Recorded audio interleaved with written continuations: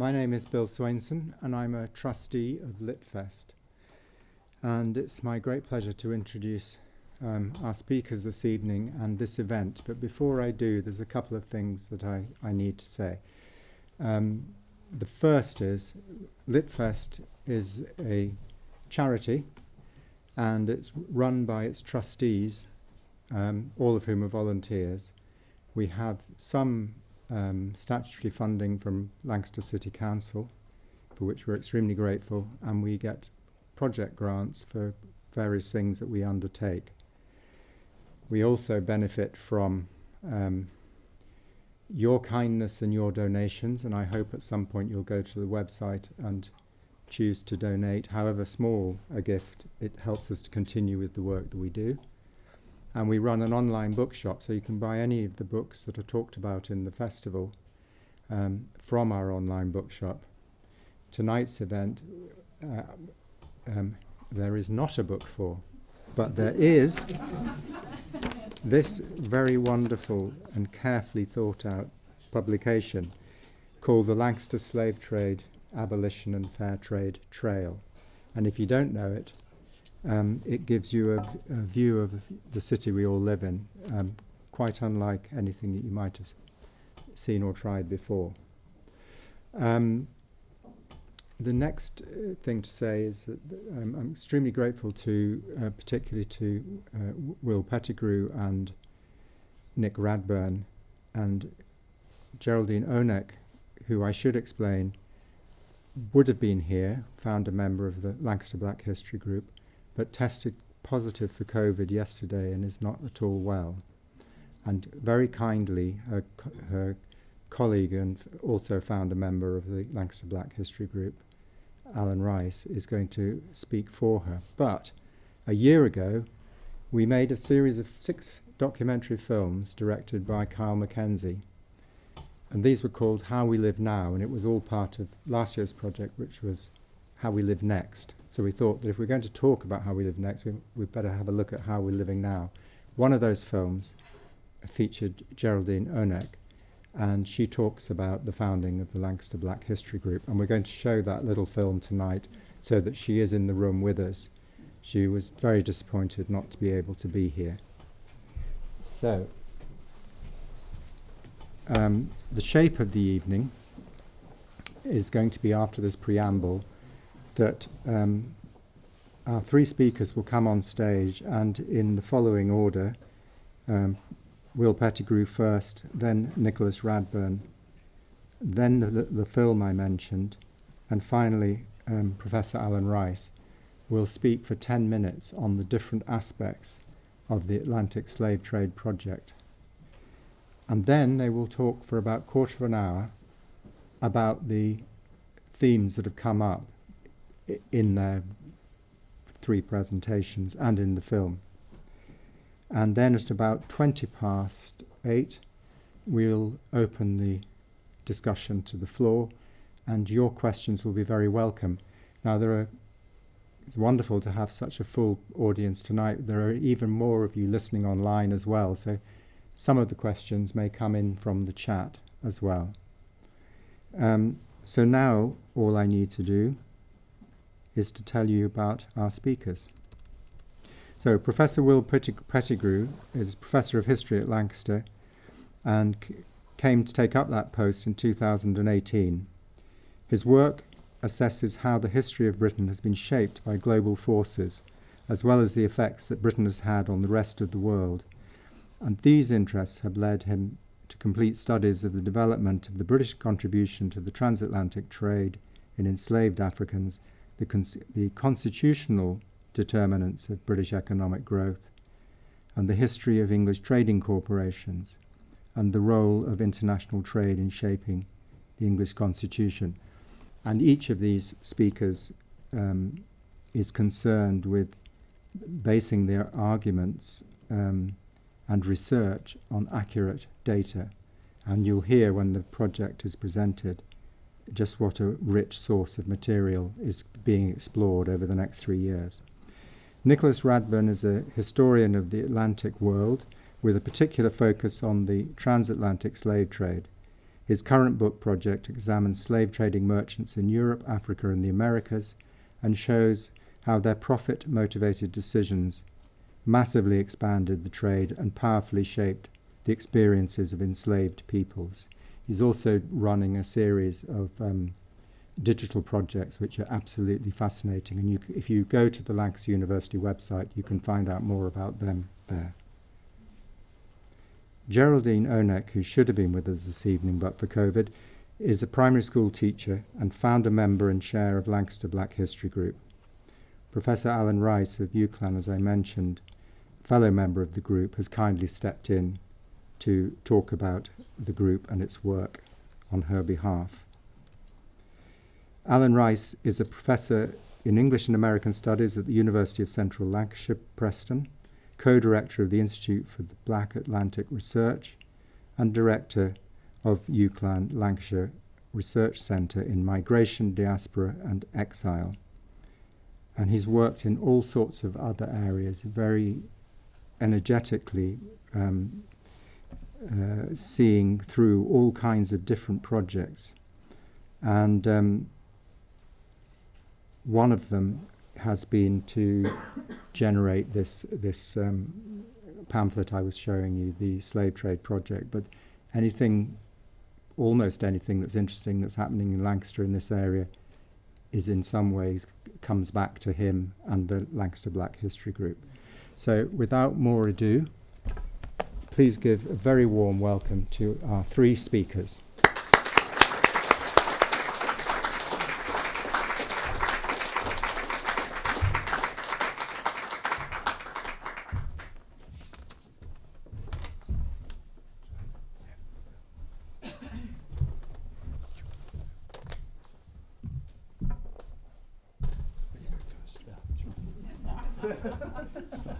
After that careful, Sorry about that. Carefully outlined schedule, we had a small hiccup there.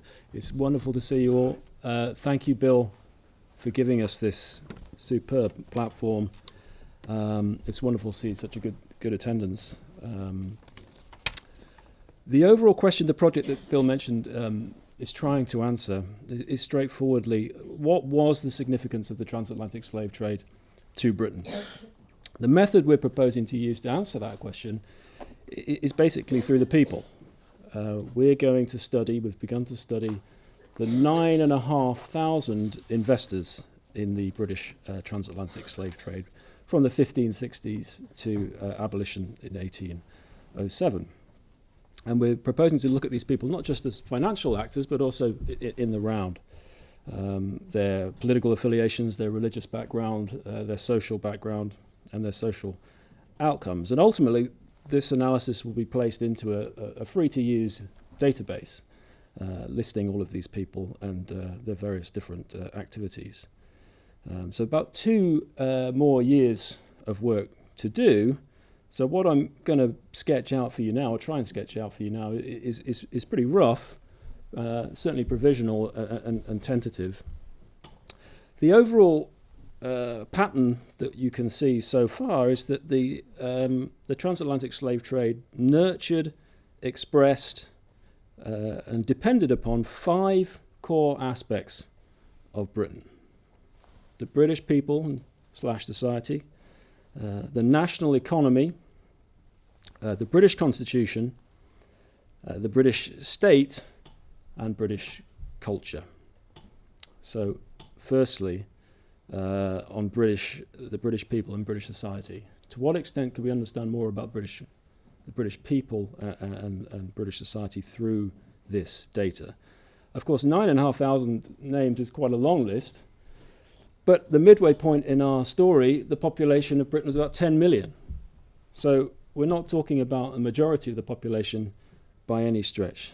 Nonetheless, if you look at the community of slave trade investors in our study, they offer you quite an interesting, inclusive microcosm of British society. What do I mean by that? Well, I mean that everybody in the nation, or the nations of Britain, was represented. We've got Scottish people, we've got Welsh people, we've got English people.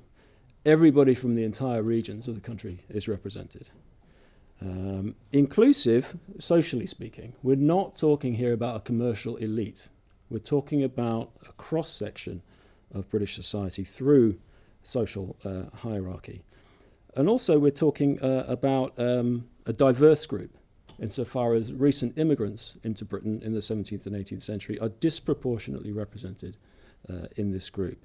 I'm talking in particular about Huguenot refugees, but also Sephardic Jewish communities. And actually, if you were to ask somebody in the 18th century what was the profile of a slave trader, they would almost certainly say a kind of social upstart, somebody on the fringes of the economy, not the commercial elite necessarily, who was using participation in the slave trade as a route to social advancement.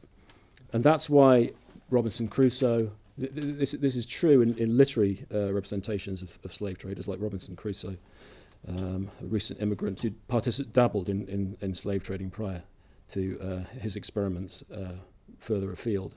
There are also interesting characters in our story who are, as I said, Huguenot refugees, skilled musicians who come into London, busking on the streets of London, translate that into cash, movable property that refugees often bring with them, and invest it in one of the few things they could invest it in at that point in time. Didn't have the money to invest in land or property, but could invest in the trade in enslaved human beings. Secondly, the national economy. The trade in enslaved people started in earnest from London and then basically spread out from there. So it's quite an interesting example of kind of commercial diffusion from London, which is very rare in British history. I mean, it sounds perverse to say it, but it is an example of a sort of regional levelling up, and is, I think, responsible for producing what we could call not just a sort of Western powerhouse, but a sort of Northwestern powerhouse, as the gravity of the centre of gravity of initiative for the trade moves out of London and to the rest of the country. So it's important to imagine the role that the transatlantic slave trade plays in producing a fully integrated national economy. Important also to say that not everybody who invested in the transatlantic slave trade made money out of it.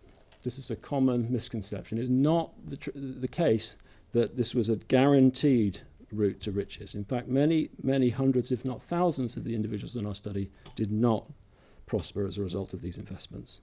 But nonetheless, I think it's long been debated the extent to which the profits from the slave trade were actually used as the kind of seed capital for the Industrial Revolution.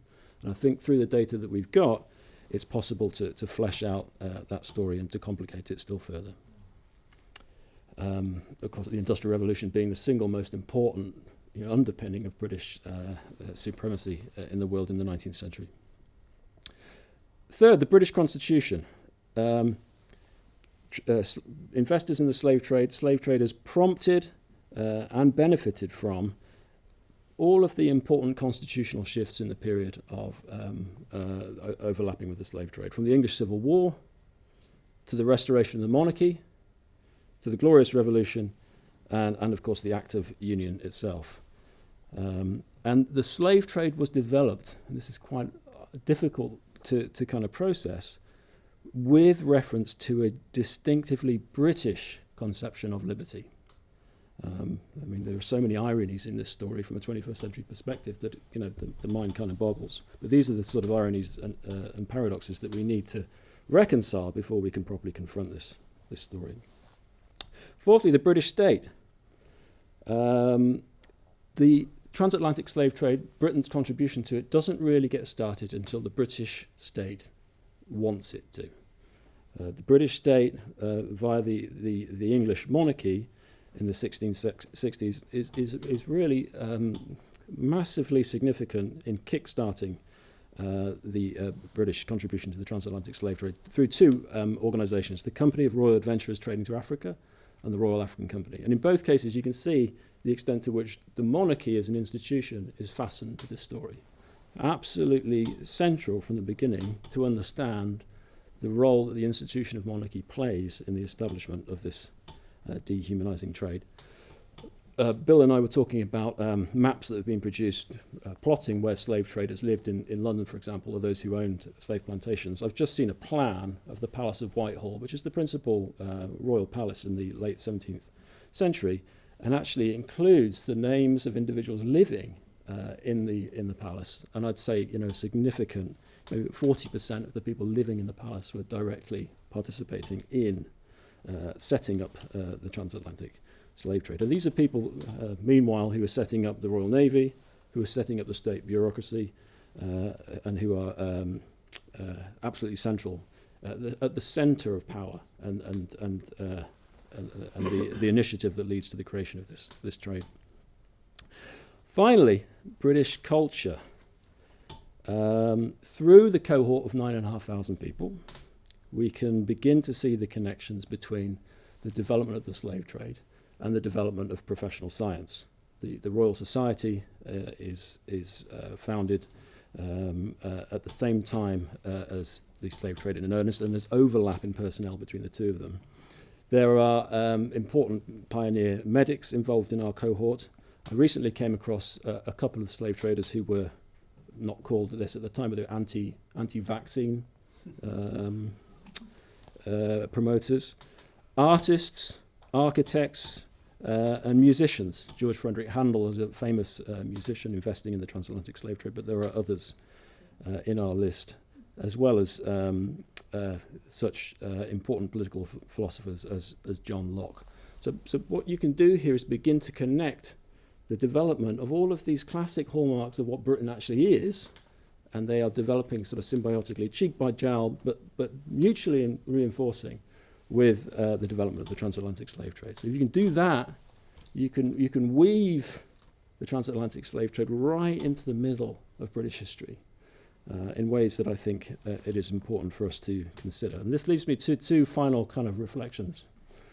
Based on the conversations we've begun to have beyond the archive, is that in trying to plot out the extent to which Britain is implicated in this across all of these different categories, I'm not uttering that very dismissive remark that I often hear about the slave trade, which is everyone was at it. That's a kind of dismissive, if everyone was at it, let's just move on. But because everyone was at it, in one sense, or every aspect of British culture was implicated, that involves a kind of serious conversation, a serious confrontation with this history. Not a dismissive, the relationship's too profound for us to kind of consider. It's so profound that we've got no choice but to consider it. The second thing is about the potential for doing all this work and turning this list of 9,500 investors into human beings. Why should the people dehumanizing others be given the right to be humanized in this way? And I don't think it's possible to confront this history unless we understand that these were human beings, in the sense that they had rich, rounded lives, personalities, contradictions, hypocrisies. Once we can begin to take them seriously on that level, then we can begin to confront the depths of this story and the interconnections between the slave trade and the development of Britain. I'm going to pass on to Nick, who's going to give us the regional view. All right, thank you, Will. So Will's provided us with the sort of national picture, and what I'll do now is drill down to the local and regional picture, and that's to do with the Northwest and the story of Lancaster. And I'll do so first by giving you a glimpse of the data that we're grappling with here. Basically, what this shows is the blue bars are the numbers of people that were enslaved by merchants from each of the ports that you see there. So you see Liverpool on the left, London, then Bristol, then Lancaster. And as you can see, Liverpool is enormous. Its town's merchants enslaves over 1 million people, I think 1.3 million people. Whereas Lancaster, as you'll see on the right, although it's the fourth largest slave trading port in the country, it remains a very, very distant fourth. Merchants from this town enslaved 24,000 people. Now, it's important to note that we shouldn't lose the fact that each of those, the people I'm describing there, are individuals. They're actually individual men, women and children who are carried away. And so 24,000 is still 24,000 individual tragedies, but it gives you a sense nonetheless of the relative smallness of Lancaster's slave trade, and also the relative smallness number of people engaged in the slave trade in this town. So the orange bar that you can see there with the axes on the right is the number of individuals that we have in our data set for each of these ports. We have over 3,000 individuals we've identified from Liverpool, over 1,000 from London, and mere 51 from Lancaster. Right? So the story of Lancaster's slave trade and this region's connection to the slave trade, you might assume is one in which it's just 51 individuals, a very small subset of this town's population, which by the end of the 18th century will be around 10,000. Now, some of that's an undercounting because we don't identify everyone whoever traded in enslaved people because of limitations of sources, but nonetheless, it does give you a clear sense of the relative smallness of Lancaster's engagement in the trade and the number of people here. However, if we take a bigger view, using the data we have here, we see that this region, is deeply enmeshed in the slave trade, and that's because this region is really where the largest slave traders out of Liverpool originate from, and will often go back to once they've completed their careers in the slave trade. So if you see the map on the left, all I've done there is take a subset of our data of the individuals we've already started looking at and plot where they were born. And as you can see, a lot of them are obviously born in and around Liverpool because they're mostly trading out of Liverpool, but you can also see that the Morecambe Bay, both this area here and the Lune Valley, I'll talk about that in a minute, and then over the bay, are key areas where some of the largest slave traders in Britain are from, and indeed some of the largest slave traders in history.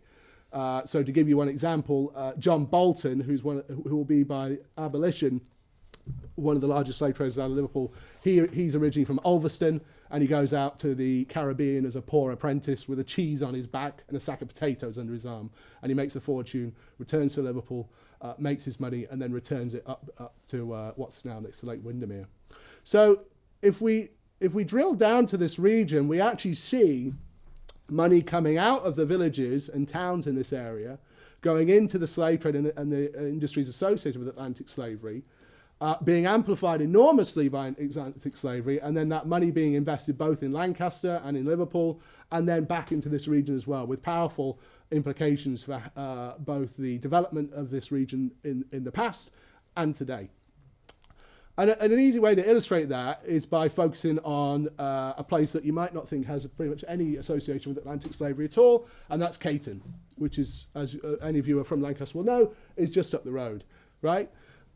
You can see Caton here on a map, 18th century map, just to the northeast of Lancaster.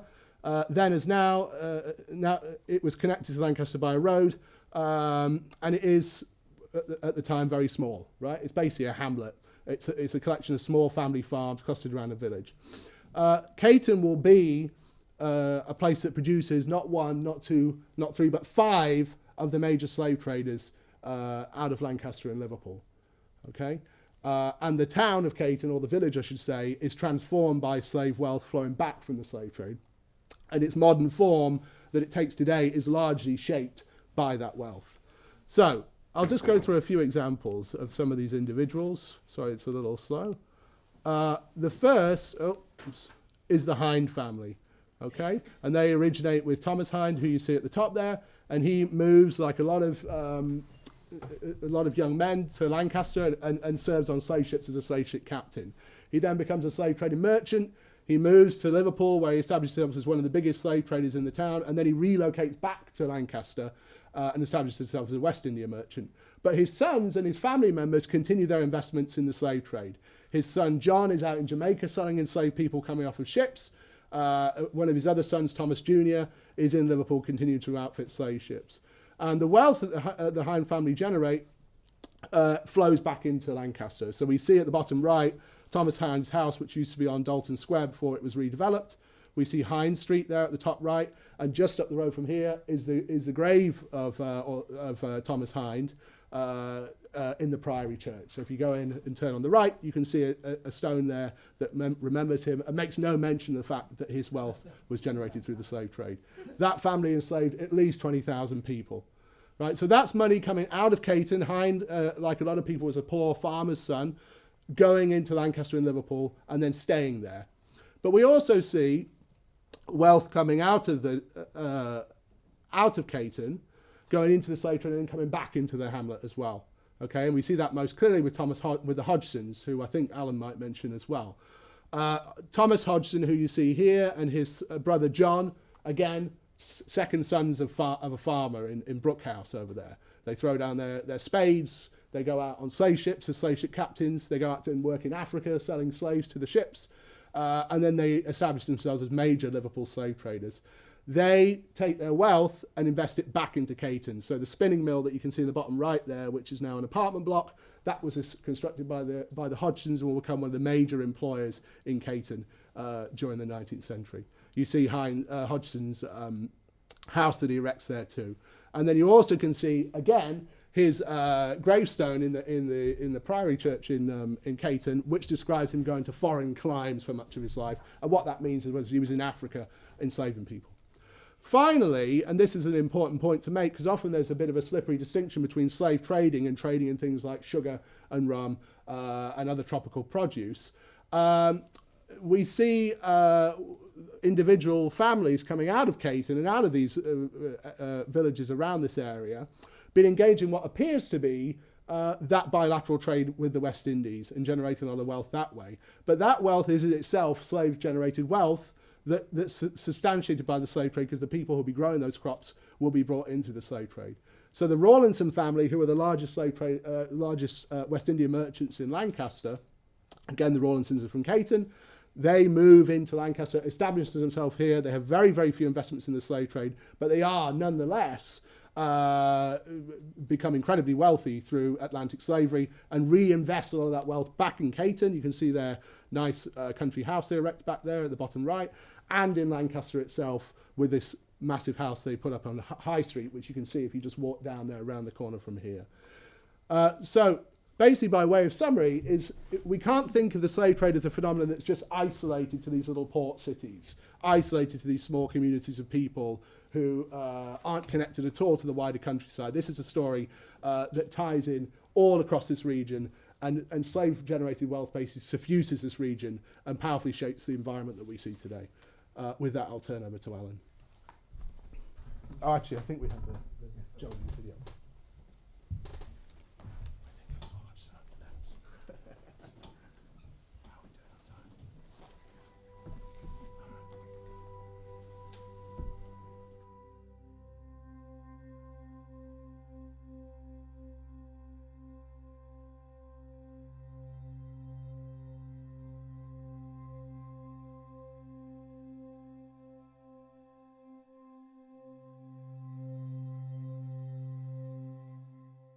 Geraldine O'Nake. I would class myself as a former refugee, if you want to call it that. So my parents originally came to Lancaster when I was 2. My father gained a scholarship at Lancaster University, and this was where we were going to call home.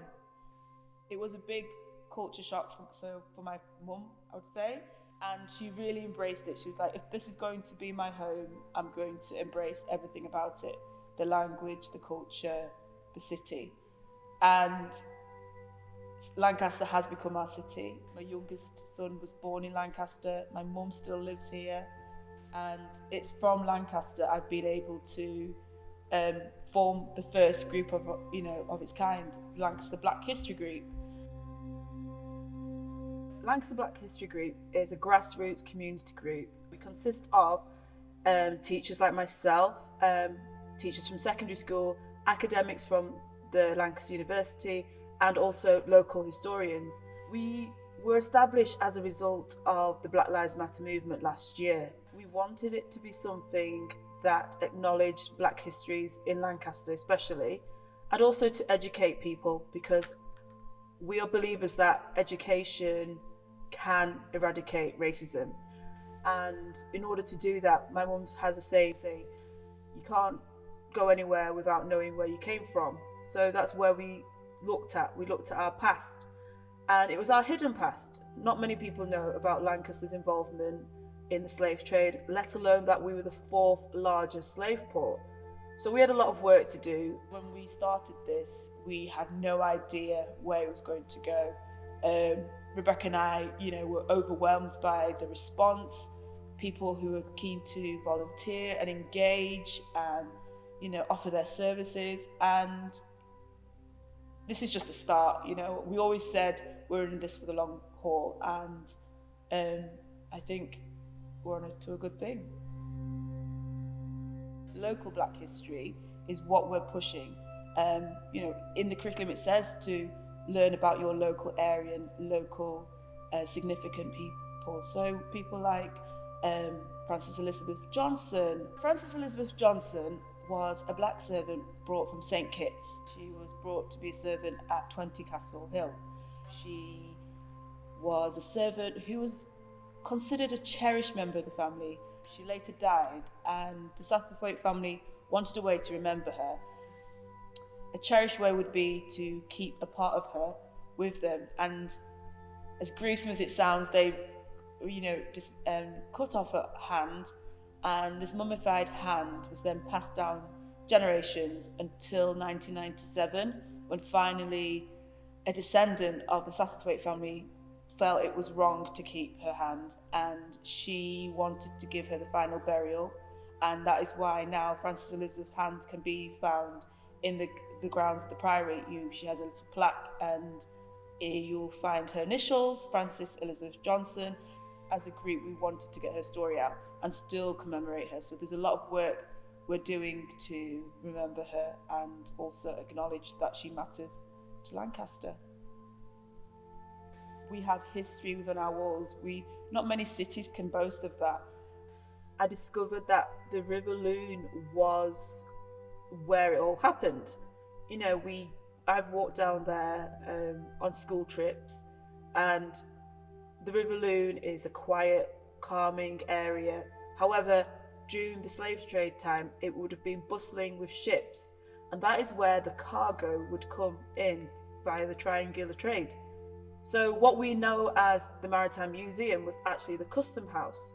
So any trade that came from the Caribbean would have been brought to the custom house and logged in the custom logs.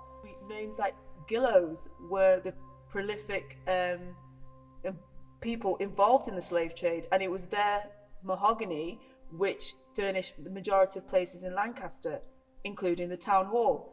So it's what we do with that information. Do we rip out everything related to the slave trade? And that is not what we're about. I think it's acknowledging it and what we do with that information in the future. Signpost people, make them aware of it, take ownership. And as long as we do that, then we are progressing. Otherwise, what's the point of all this information?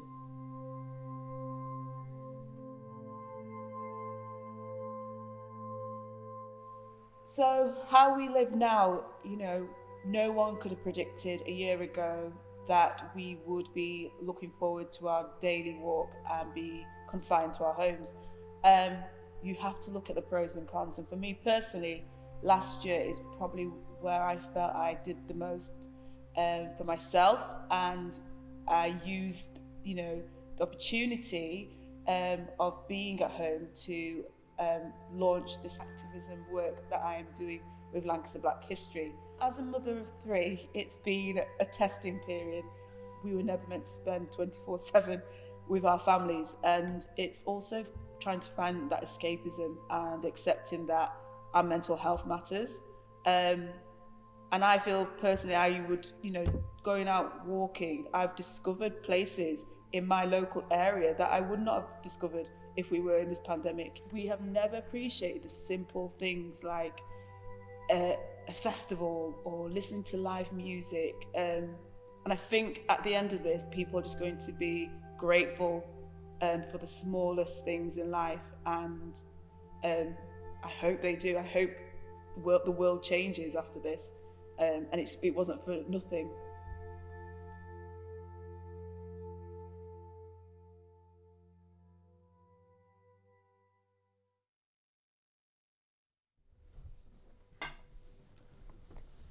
Yeah, it's such a shame that Geraldine's not able to be here. And we didn't really know till very late in the day, and so I'm here as a very poor replacement. I'd like you to know about Lancaster Black History Group in that we have a constitution, and in that constitution it says there will always be an equal number of white and black and minority ethnic members on the committee. So we have 5 of each, and then we at the moment I think we've gone to a majority black committee. So it's just an accident of timing that it's me who's here. I'm the only one who could make it tonight. We went round and everyone already had something on. I had something on, but I could cancel mine most easily.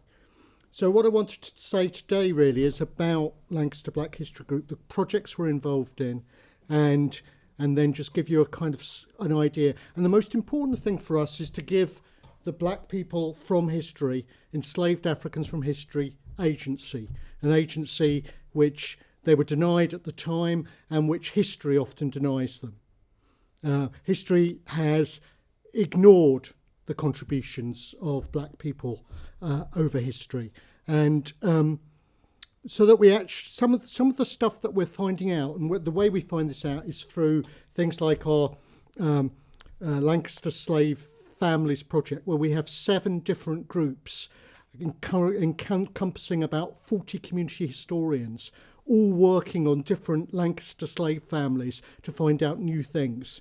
And we are finding out new things about those families, but then new things about the enslaved Africans attached to them. And we found out several new black individuals, and I'll be talking about them as we go. We've also involved in projects with the Judges' Lodgings. The Judges' Lodgings has beautiful pictures of slave merchants from Lancaster, Rawlinsons, Satterthwaites, etc., etc. And so one day I was giving a talk at the Judges' Lodgings, and I said what we need are some pictures of enslaved Africans from the period. And the curators there put together a bid, and we've just got the money, £65,000, to commission an artist, a black artist, minority ethnic artist, to get out there and do 4 portraits of some of the Africans that we found out about. We don't have pictures of them, so they'll be imagined portraits, but some of them we have descriptions, and they'll be taken from those descriptions or from the imaginations of the artist. So now, in a year's time, exactly around now, there will be facing those portraits of slave merchants, portraits of black individuals. And when we say this is a movement, not a moment, that's what Black Lives Matter is about. It's not about us all standing. That was really important. We all stood there in our solidarity with our fellow citizens, our black citizens who have been oppressed. But what is important is we do something with that. And that's what the Lancaster Black History Group is about. It's about taking forward that energy to learn about these things and then to do something more. So one of the things we've done is to take the trail, which has been around for a long time, and update it. And updating it meant not just talking about the slave trade, but talking about industrialisation, talking about those cotton mills, because those cotton mills, that cotton was made, harvested by black slaves in the southern states of America. Those profits came on the backs of black people thousands of miles away. So we've integrated that story in. We've also integrated the story of abolition, the story that people fought against slavery. And so just 6 months ago, we found out that the black 3-woman abolitionist Sarah Parker Remond spoke in Dalton Square. And within a couple of months, we had her in here. So we're talking about individuals who've done incredible things, but who are only just now, we're finding out new things about them. And we literally only found out that she was in Lancaster that short. I knew she was in Warrington. I knew she was in Preston. But finally, we found that she spoke at the Palatine Hall in Dalton Square. So we also work with other people in Lancaster. So we've worked with Sewing Cafe Lancaster to produce a beautiful banner. I wish we could have it here for you. And it's going to be in Judges' Lodging soon, so you can see it there, about sort of 6 foot by 4 foot. And that brings some of those lives we've discovered, like Frances Elizabeth Johnson, the woman whose mummified hand is buried in the Priory. And the sewers in 1,000 hours have of womanly labour have constructed a beautiful banner with 5 or 6 of these individuals remembered. And that was done as a tribute to Lancaster Black History Group by our wonderful friends in the Sewing Cafe Lancaster. I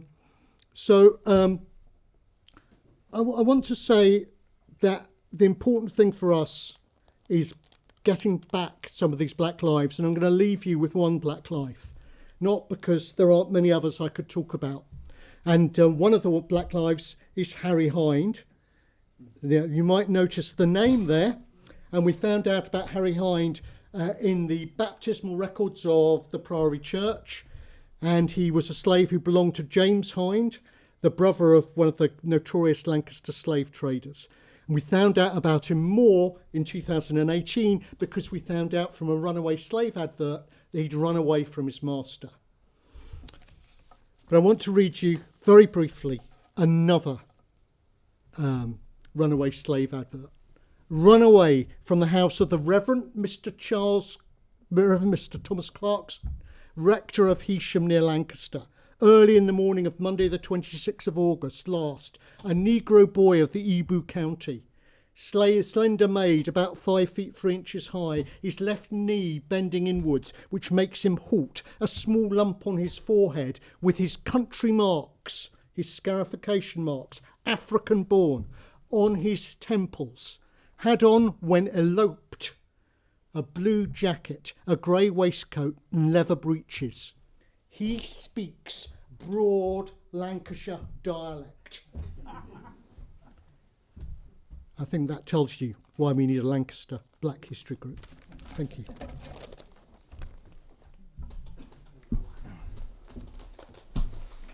Thank you very much. So we've got 5 or 10 minutes and we'll just discuss what we've been talking about amongst ourselves, and we'll open it up for questions.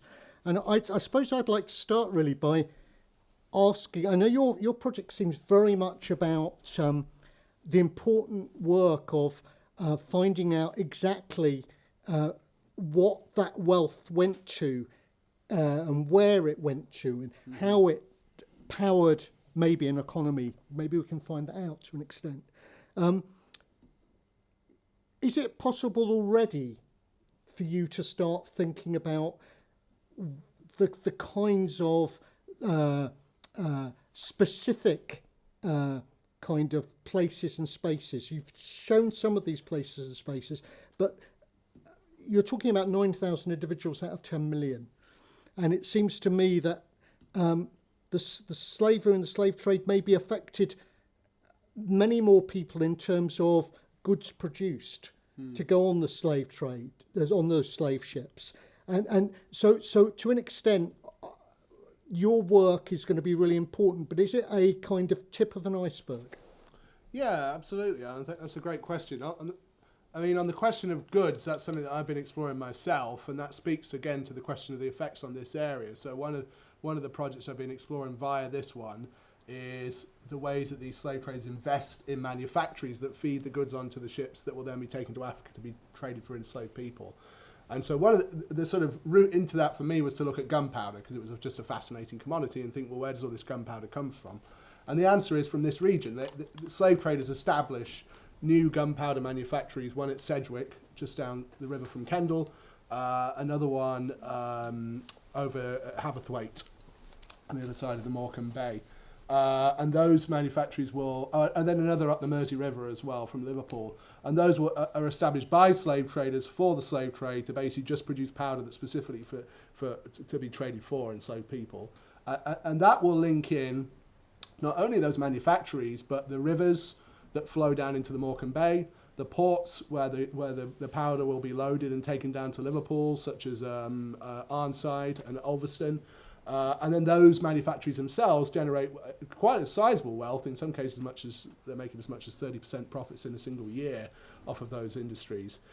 So that's an avenue we've only just started to explore, but it's already showing that there's this whole world of the economy that's associated with Atlantic slavery, in which people are making money directly via the slave trade, which is then developing this area and other parts of Britain as well, and further enriching people engaged in this business. So it's absolutely something that we're interested in the project. Will, you might have a clearer sense of that bigger national picture, perhaps, or the story in London. No, we had to make some difficult decisions about who to include in our data set. I mean, you're quite right, Alan. You could have suppliers for the slave trading voyages. You could have those extending credit to the merchants. I mean, there's a whole extra population of people that are connected to this story. You could have people whose employment was to do with producing the manufactured goods that were exported as well. So at the moment, we're just looking at those directly investing in the voyages and directly profiting from them. So we had to draw that line. But you're quite right that this story would grow very, very quickly. That population would grow, and the economic significance would grow. We're also looking at the source of the funds that goes into these voyages. So we're interested not just in the destination for profits, but also the source of the capital, because that's never really been examined. And so what kinds of sources are you already finding, or is this something that's so early you can't really share something? In the early part of the story, we're trying to examine those merchants who already had active trades and decided to move into slave trading, and that's quite an interesting story. The various things that would compel somebody to do that, the disruptions of war being one of them. If you're trading into the Mediterranean when there's a conflict going on, you would switch into something else quite quickly. But for the most part, those who get into slave trading as if you like, experienced merchants are people trying to integrate their Atlantic businesses. They're already trading in sugar or in tobacco or the commodities produced by enslaved people, or they're trading in indentured servants. So the decision to begin slave trading is one basically designed to integrate an existing business concern. The story that's interesting in this area, though, that I've found, especially looking at the individuals who invest in Liverpool and Lancaster, is, as I alluded to in my brief comments there, the rural origins of a lot of these people. And usually they often come from very sort of low or middling sort of roots. They're farmers' sons, they're brewers. And often second sons, third sons. Yeah, like they're not inheriting, so what do they do? Exactly. They might have just enough capital to put into the slave trade, but not enough where it would set them up. And the slave trade is a very risky business, so these are people who are wanting to take a chance.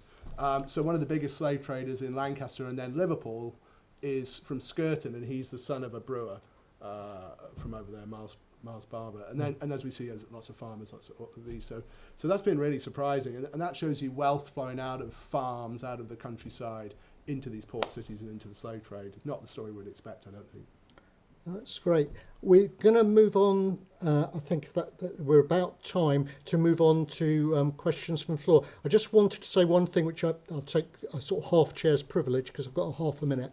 One of the things that's happening with Lancaster Black History Group and with the trail is we are rolling this trail out to all Key Stage 2 students who are all going to do the trail in the next year. So they will have this physically, but I or other members of the Lancaster Black History Group will take them around it. So one of the great things I think which is happening through our project is that the primary schools have come on board. They're really keen to have their students learn this history. And I've already taken out 4 or 5 primary schools, and they are my best moral philosophers. They are unbelievably wanting to debate this. Not unbelievable, but unbelievably good at wanting to debate this. So if you see us out, come join us and listen to some great talk from them. Cheers. And so are there any questions for any of the three of us at all? There seems to be one at the front there. Before you start... Yeah, before you start, could you get the microphone? Could you please use the microphone, because that will mean your question is clearly recorded.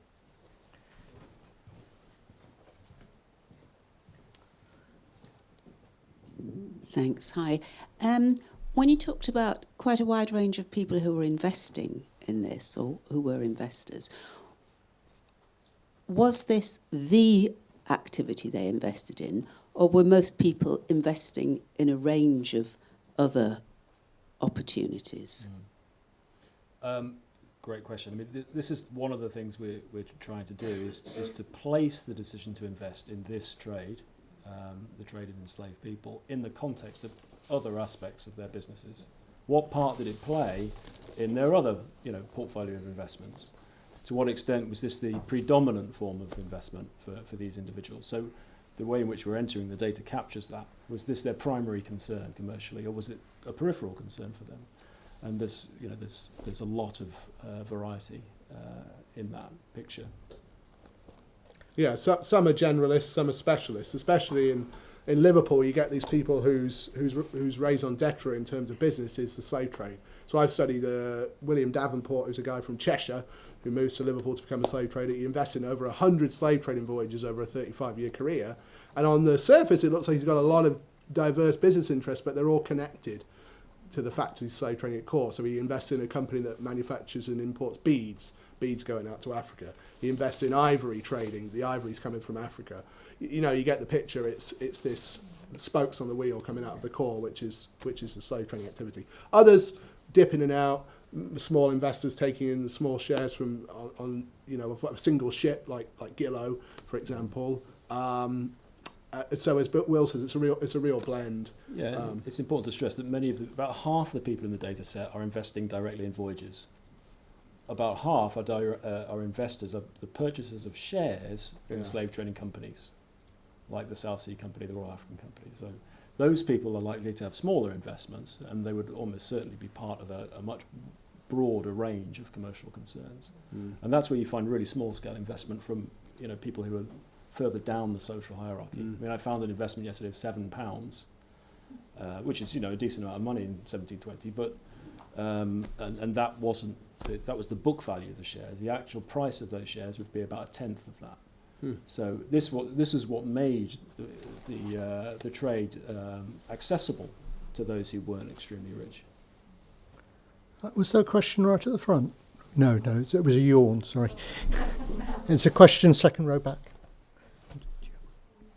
I'm just curious to know what resources you're using to research the sort of biographical information about the enslaved people. Is that a question for me mainly? Yeah. Yeah. Yeah. So the major one at the moment is a new database that came out from Glasgow University, who've published all 843, I think, runaway slave adverts. And that's online. You can access that tomorrow, and you can look up Lancaster or a different place. The other things are marriage, death, and birth records in Lancaster archives and in the churches and etc. So, we're also using oral history from the family. So the story about the hand comes from Eliza Deer, who was the person who buried the hand. So the problem with I'm a historian of black culture, and the problem is that the archives aren't there for a lot of this stuff, and you have to dig very deeply. We also have a brilliant new PhD student at Lancaster who's doing work on blacks in Stuart England. And she just found something which went straight into the trail, which is 2 black prisoners escaping from Lancaster Castle in 1680. Both had their irons on when they escaped. They escaped with some white prisoners as well. And what we tend to do is we followed that up. We're finding out more things about Israel Hurst and his compatriot. But so there's more to be found. But we're not going to. We want to get that stuff out there as soon as possible. And we know it's been historically verified, but people were saying, "Oh, don't you want to wait until you find out more about him?" I said, "Well, no. We already know he escaped from the castle, and I want to have a great story around the castle, so I'll put it in. And we are finding out more about him. We're finding out about why he's in the castle, and I'll give that orally when I take people around. But really, there is so much which we do not know." we've got the names of about 39 people who were baptised in the Priory, and most of them, the only thing we have is their baptismal record. That baptismal record's really useful, though. It tells us that a lot of those enslaved Africans were owned by slave, we call them slave servants. Some of them we don't know their status. A lot of those slave servants were owned by or were employed by, although we don't have records of wages, so I tend to, it's again a murky area, by Lancaster slave merchants, people with plantations, so they're already involved mainly. That's why they have black servants. They have the money, but they also have the contacts.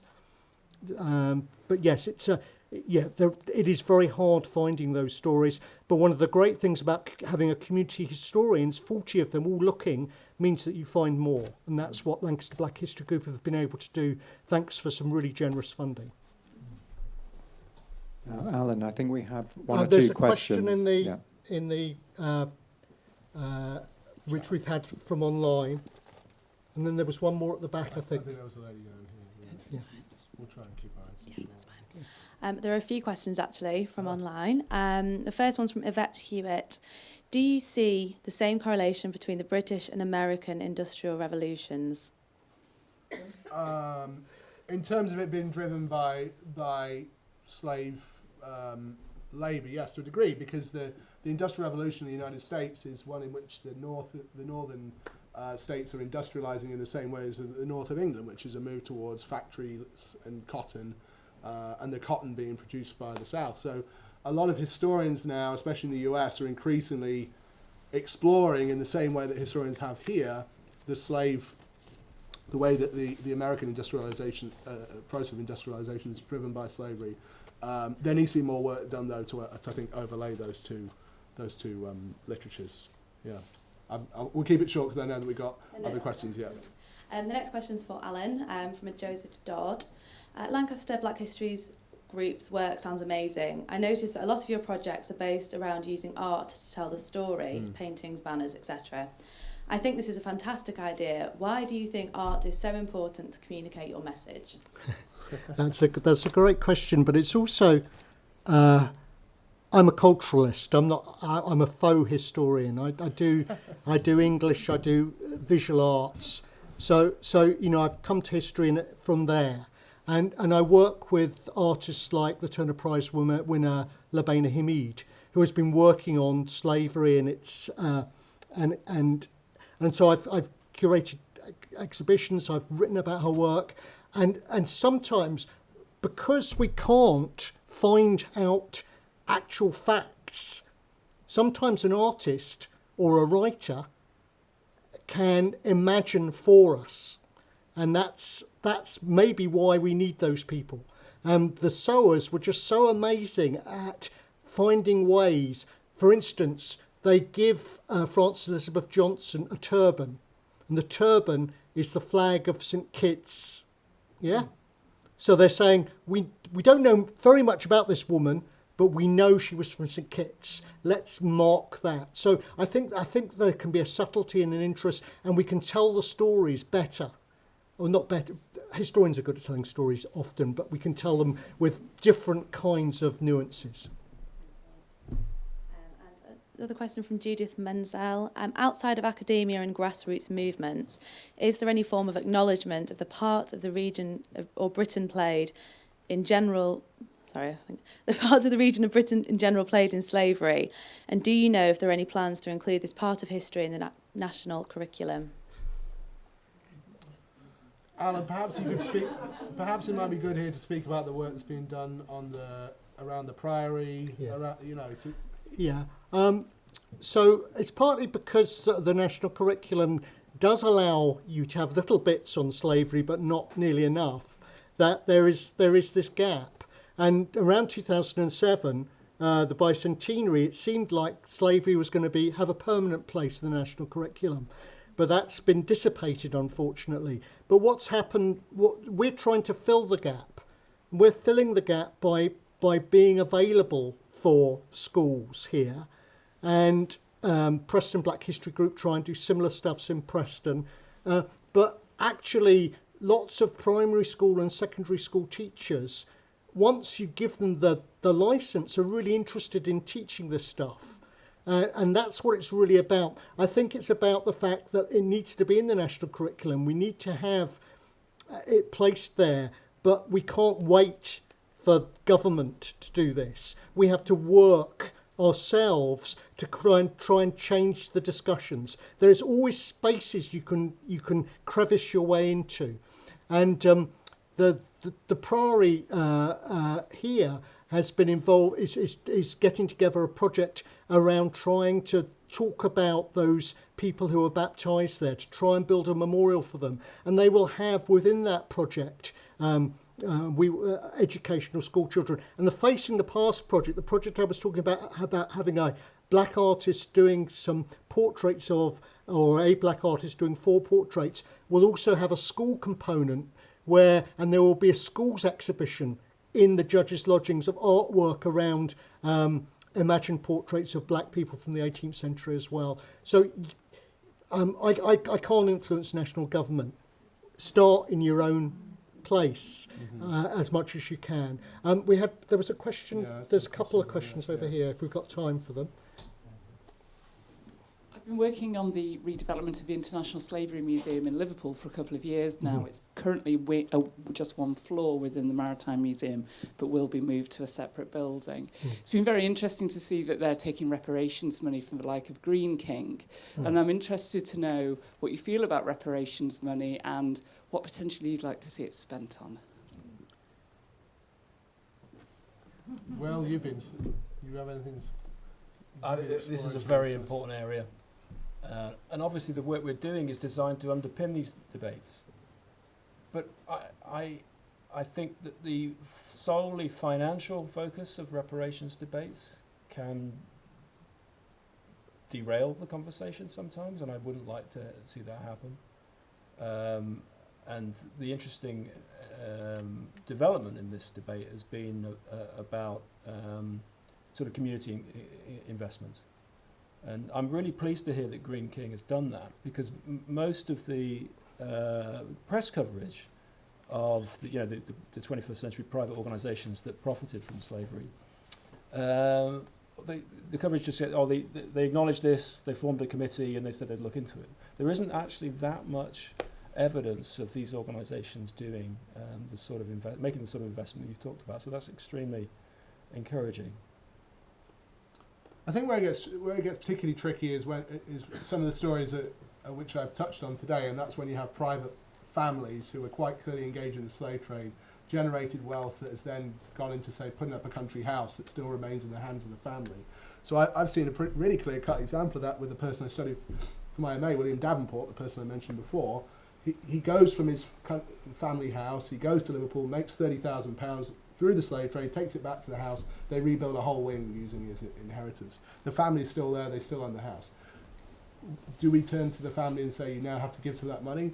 I don't know, but we can say via the project that money was generated by the slave trade and furnish that information as a way of furthering that conversation, I think. But it's certainly a difficult one. One quick thing I'd say is that private corporations are designed to pass liability across generations. That's what they're for. Yeah. So I can understand a much clearer focus on private bodies than on families. I think we have to take responsibility for our history as individuals, as companies, etc. If you take responsibility and you see the damage that slavery's done, then taking that responsibility, if the money has been generated further down, will have to lead to reparations. But it's actually, the argument's really about responsibility and taking responsibility for our history. And to an extent, it's much more about owning up to that and thinking it through, and then kind of going, well, actually, yes, I have benefited, and actually, I think we'll find that a lot of us have benefited in lots of different ways, and it's part of my reparation as a white citizen of this country to be involved in Lancaster Black History Group and to be doing the work I do. Yeah, but I think of it as a responsibility, you know, and as something which I'm very pleased to do. But it's not, you know, and I'm a working class bloke whose grandfather was an agricultural labourer. So there is no slave money, but I still have a responsibility because of what has happened in my name. And it's happened in all our names, unfortunately.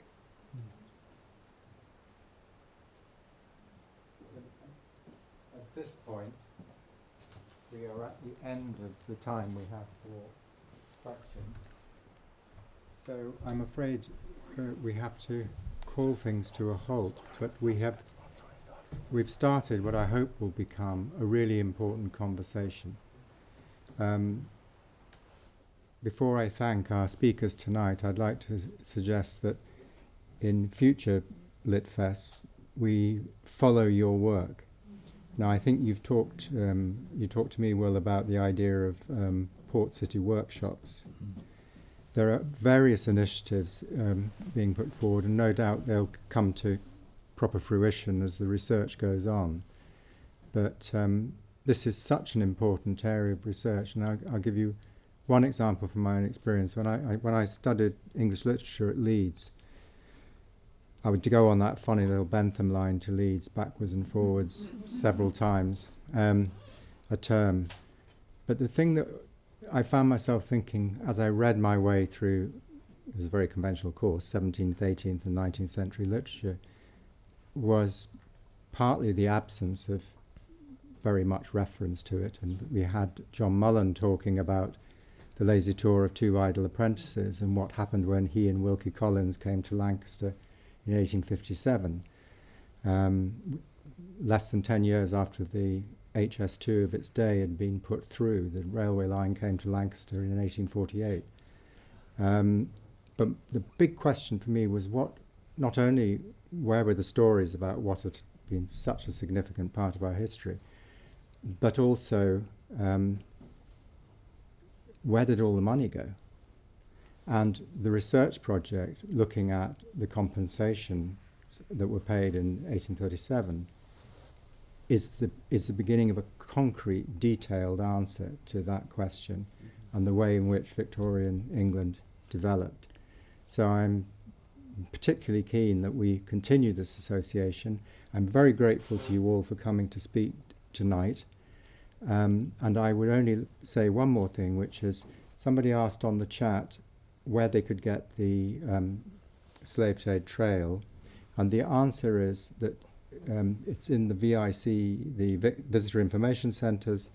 Litfest are going to put it up in a PDF form on its website, along with a reading list which the Black History Group has devised for us, so general history, specific stories, literature, and so on. And it's also available on the Visit Lancaster website. And on the Visit Lancaster website.